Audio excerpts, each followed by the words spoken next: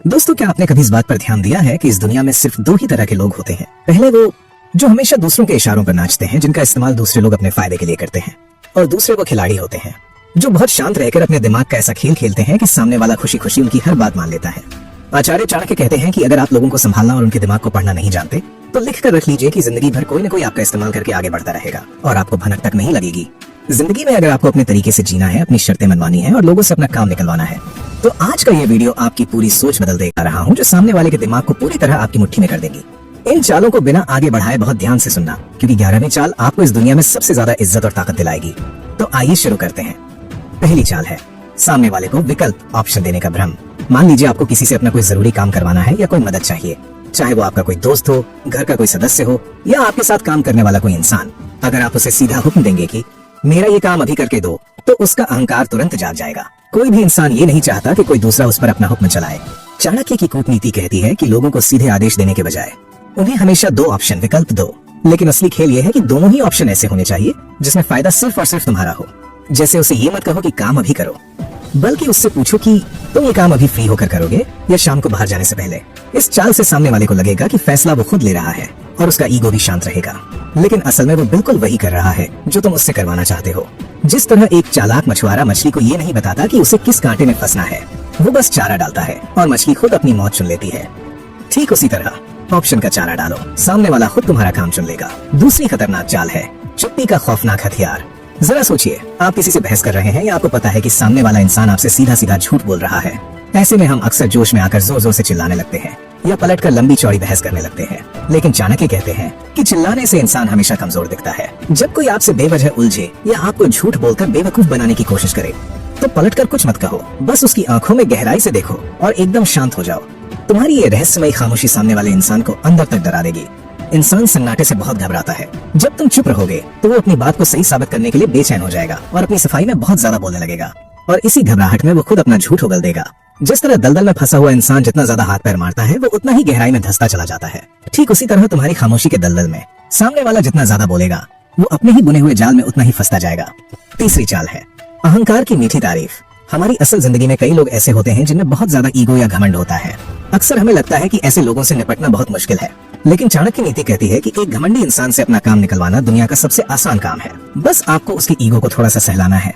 अगर आप उससे लड़ेंगे तो वो अपनी जिद पर अड़ जाएगा, लेकिन अगर आप उसके किसी हुनर, उसकी ताकत या उसके रुतबे की 2 लाइन तारीफ कर देंगे, तो वो इंसान अंदर से बहुत खुश हो जाएगा। उसे लगेगा कि आप उसकी इज्जत करते हैं, और इसी झूठे अहंकार में फूलकर वो बिना सोचे समझे आपका वो काम भी खुशी खुशी कर देगा, जो वो शायद किसी और के लिए कभी नहीं करता। एक घमंडी इंसान तारीफ का भूखा होता है। जिस तरह एक जहरीले सांप को डंडे से मारोगे तो वो तुम्हें डस लेगा, लेकिन अगर उसी सांप के सामने बीन बजाओगे तो वो तुम्हारे इशारों पर नाचने लगेगा। एक घमंडी इंसान की झूठी तारीफ करना उसी बीन को बजाने के बराबर है। चौथी चाल है एक छोटी सी मदद मांगने का तरीका। अक्सर हम सोचते हैं कि अगर हम किसी की बहुत ज्यादा मदद करेंगे, उसे पैसे देंगे या उसके सारे काम कर देंगे, तो वो हमारी इज्जत करेगा। लेकिन चाणक्य नीति कहती है कि अगर आप किसी के दिल में जगह बनाना चाहते हैं तो उन पर अपने बड़े एहसान मत लादिए, बल्कि उनसे कोई बहुत छोटी सी मदद मांगिए। जैसे उनसे किसी छोटे से काम के लिए कोई सलाह मांग लीजिए। इंसानी दिमाग का एक बहुत बड़ा सच ये है कि लोगों को दूसरों को सलाह देना बहुत पसंद होता है। जब आप उनसे सलाह या कोई छोटी सी मदद मांगते हैं तो उनके अहंकार को बहुत अच्छा लगता है। सामने वाले का दिमाग उसे ये यकीन दिला देता है कि ये इंसान मुझसे पूछ रहा है, मतलब मैं इसके लिए बहुत खास हूँ, और इसी सोच के कारण वो अनजाने में ही आपसे दिल से जुड़ जाता है। जिस तरह एक छोटे से पौधे को जब आप अपने हाथों से पानी देते हैं तो आपको उस पौधे से लगाव हो जाता है, ठीक उसी तरह जब कोई इंसान आपके लिए छोटा सा काम करता है तो उसका दिमाग आपका वफादार होने लगता है। 5वीं चाल है खोने का डरावना खेल। इंसान की एक बहुत पुरानी और बुरी आदत है कि वो उस चीज की कदर कभी नहीं करता जो उसे बिना मांगे और हर वक्त मिलती है। जरा सोचिए, अगर आप हर किसी के लिए 24 घंटे हाजिर रहेंगे, किसी का मैसेज आते ही 1 सेकंड में रिप्लाई कर देंगे या किसी के एक बार बुलाने पर अपना जरूरी काम छोड़कर दौड़ पड़ेंगे, तो लोग आपको क्या समझेंगे? वो आपको बिल्कुल फालतू और खाली इंसान समझने लगेंगे। आचार्य चाणक्य कहते हैं कि अपनी हाजिरी को थोड़ा कम कर दो, लोगों को थोड़ा इंतजार करना सिखाओ। अपने काम में इतने व्यस्त रहो कि लोगों को तुमसे मिलने के लिए वक्त मांगना पड़े। जब सामने वाले को ये गहराई से महसूस होगा कि आप हमेशा उसके लिए खाली नहीं है और वो अपनी किसी गलती से आपको खो सकता है, तब जाकर वो आपकी असली कीमत समझेगा। कीमत हमेशा उसी चीज की होती है जो मुश्किल से मिलती है।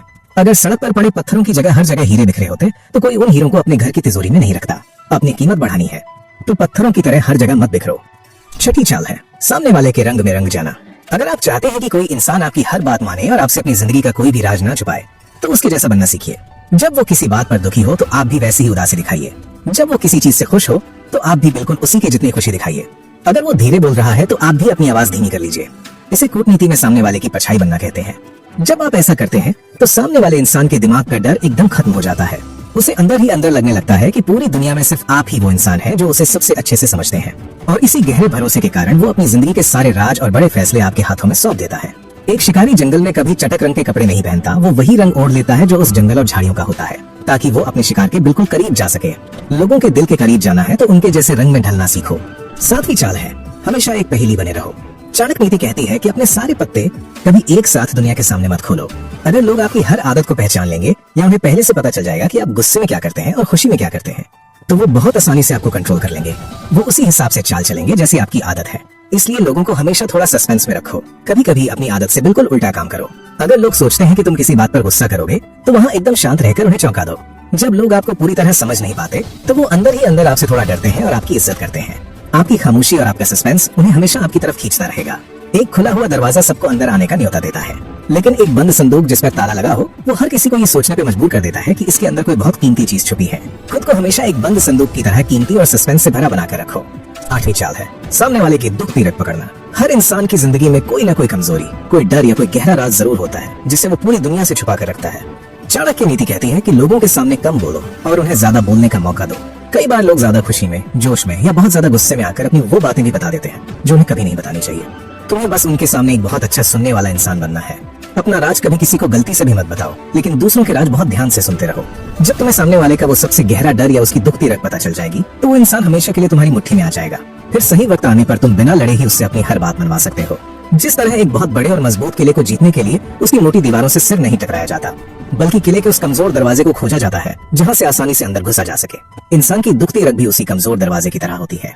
नौवीं चाल है, अलग थलग कर देने की नीति। कई बार ऐसा होता है कि आपका कोई अपना इंसान या आपका कोई बहुत करीबी दोस्त किसी बाहरी तीसरे इंसान की बातों में आकर आपके खिलाफ होने लगता है। ऐसे में हम अक्सर भावुक हो जाते हैं और अपने उस दोस्त से ही लड़ने लगते हैं कि तुम बदल गए हो। लेकिन चाणक्य कहते हैं कि ये इंसान की सबसे बड़ी बेवकूफी है।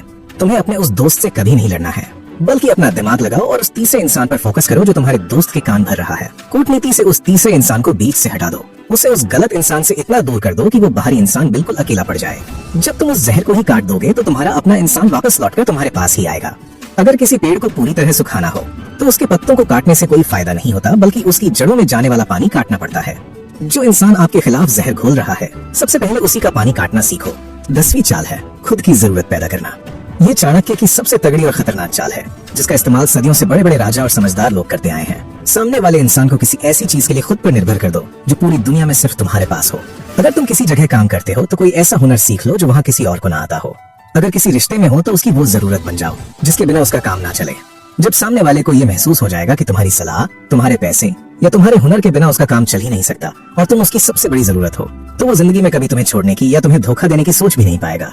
एक बीमार इंसान कभी उस डॉक्टर से बहस नहीं करता जिसके पास उसकी बीमारी की इकलौती दवा होती है। लोगों के लिए वो इकलौती दवा बन जाओ, फिर कोई तुम्हारे सामने अपनी आवाज ऊंची करने की हिम्मत नहीं करेगा। 11वीं और सबसे आखिरी चाल, डर और इज्जत का बैलेंस। बचपन से हमें सिखाया जाता है कि सबके साथ बहुत मीठे और अच्छे बनकर रहो, लेकिन चाणक्य नीति एक बहुत कड़वा सच बताती है। जो इंसान हर वक्त जरूरत से ज्यादा मीठा बनता है और चुप कर रहता है, ये जालिम दुनिया उसे सबसे पहले चबा जाती है। लोग उसे सीधा और कमजोर समझने लगते हैं। इसलिए अपनी अच्छाई और अपना सीधापन सिर्फ उन लोगों के लिए रखो जो सच में तुम्हारी इज्जत करते हैं। लेकिन अगर कोई इंसान तुम्हारी शराफत को तुम्हारी कमजोरी समझने की भूल करे, तुम्हारी हद पार करे या तुम्हारा फायदा उठाने की कोशिश करे, तो वहाँ बिल्कुल चुप मत रहो। अपनी शराफत को किनारे रखो और उसे तुरंत ऐसा करारा सबक सिखाओ कि अगली बार वो तुम्हारी तरफ आंख उठाने से भी डरे।